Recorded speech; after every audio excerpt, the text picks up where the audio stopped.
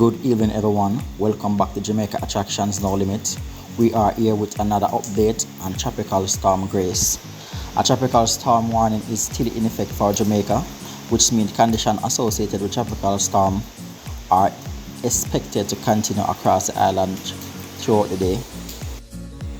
At 1 p.m. today, Tuesday, 17th of August 2021, the center of Tropical Storm Grace was located near latitude 18.5 degrees north, longitude 77.5 degrees west, in the vicinity of Duncan's district, Trelawney, and 40 kilometers or 25 miles east of Montego Bay, Jamaica. On the forecast track, the center of Tropical Storm Grace will continue to near or over Jamaican northern coastline and towards Cayman Islands late this evening into tonight. Grace is strengthening and has the potential to become a hurricane as early as Wednesday morning. Maximum sustained winds remain near 85 kilometers per hour or 50 miles per hour with higher gusts. Tropical storm force wind extend outward up to 110 kilometers or 70 miles from the center. The island is experiencing heavy rainfall with amount exceeding 77 millimeters or 3 inches in several parishes.